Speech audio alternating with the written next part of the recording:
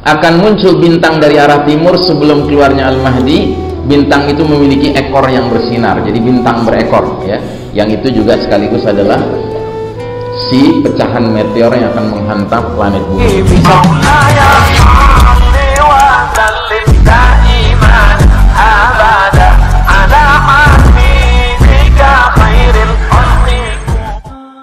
Nah, dikatakan di dalam beberapa asar, ya, asar itu artinya ucapan-ucapan sahabat atau tabi'in atau tabi'in. Salah satunya dari Muhammad bin Ali bin Abi Thalib, anaknya Ali bin Abi Thalib yang bukan dari Fatimah. "Idza ra'aitum naran minal masyriqi thalathata ayyamin aw sab'ati fatawaqqa'u faraju ali Muhammad." Apabila kalian menyaksikan api dari arah timur selama 3 atau 7 hari, maka jatuhkanlah diri kalian kepada kelapangan keluarga Nabi Muhammad sallallahu alaihi wasallam. Istilah jatuhkanlah diri kalian pada kelapangan keluarga Nabi maksudnya adalah sambutlah dengan penuh kegembiraan hadirnya Al-Mahdi ya. Dalam riwayat yang lain sahabat Ka'ab mengatakan innahu yatlu'u najmun minal masyriqi kibali khurujil mahdi qabla khurujil mahdi lahu zambu yubi.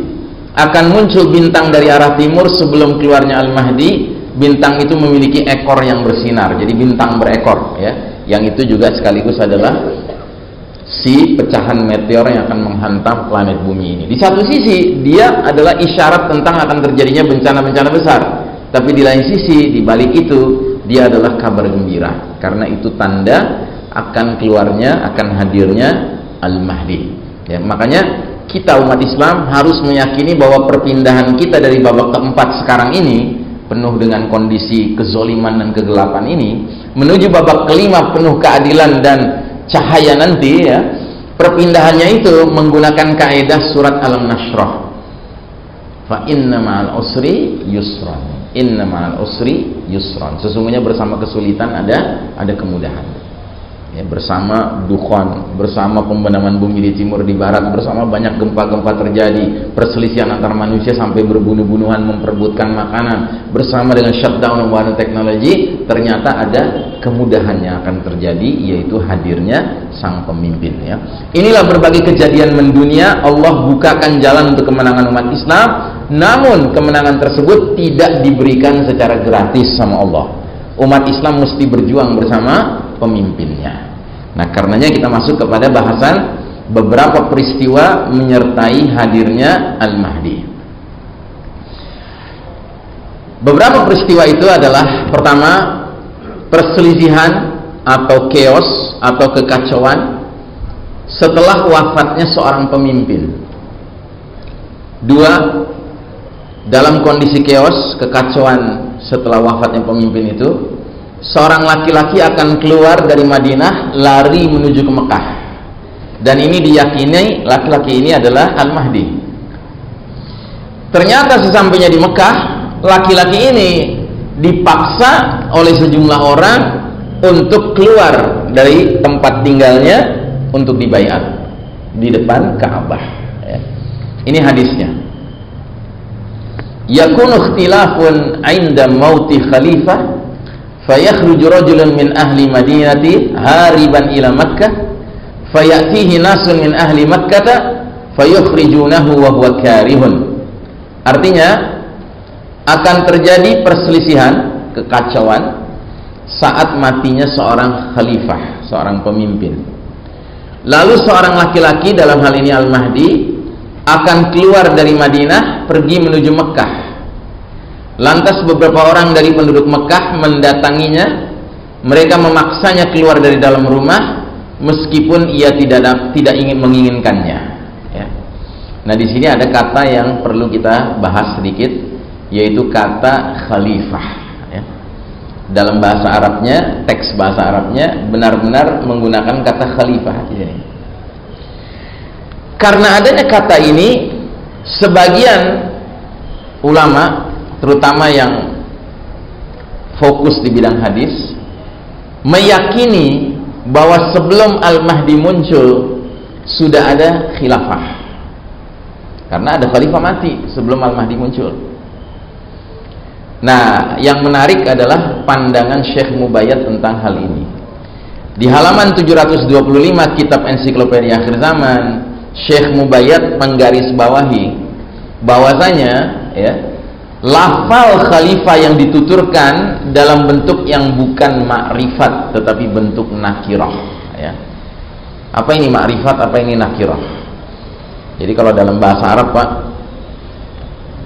sesuatu benda tertentu kalau pakai alif lam itu disebut ma'rifah, Pak.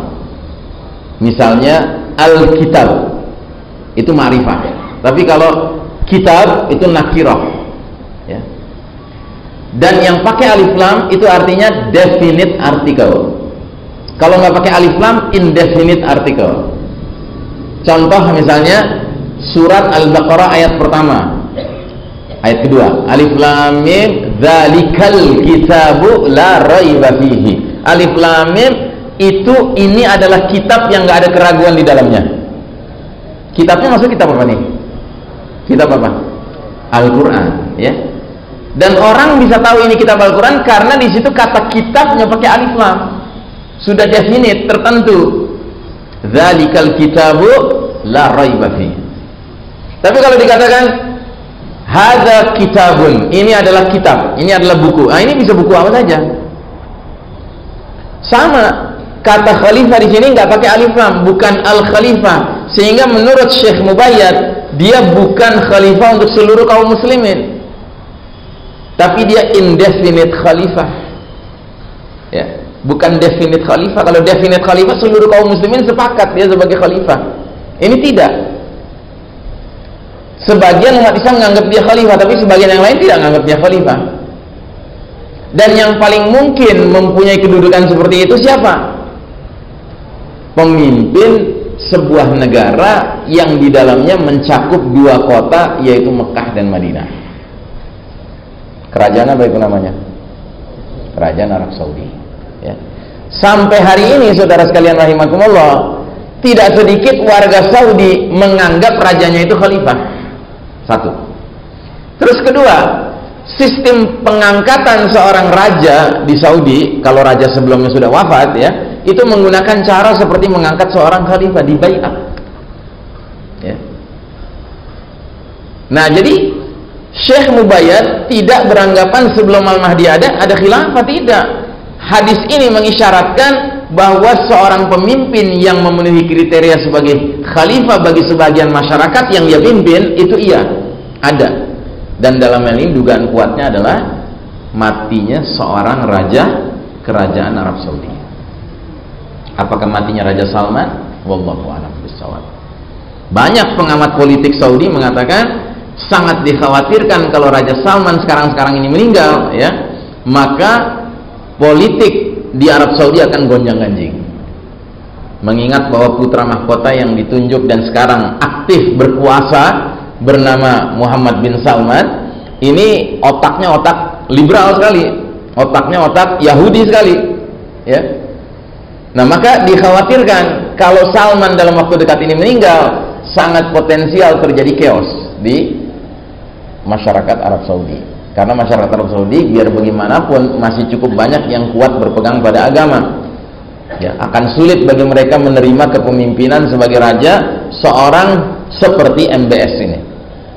Wallahu a'lam bishawab ya. Terus kemudian kita lanjutkan. Disebutkan juga dalam hadis yang lain, yaqtatilu 'inda kanzikum thalathatu kulluhum ibnu khalifah. 3 orang akan saling berbunuhan untuk memperebutkan harta perbendaharaan kalian. Mereka semua adalah anak khalifah. Ini juga menarik. Kalau kita kaitkan kata khalifah ini sebagai yang dimaksud adalah pemimpin kerajaan Arab Saudi, struktur politik di Arab Saudi sampai hari ini, Pak, setiap raja yang baru ditunjuk dia punya hak menentukan 3 putra mahkota ya. Ini juga Nabi menyebutnya 3 putra. Jadi makin menguatkan dugaan kita bahwa ini yang dimaksud adalah kematian Raja Saudi.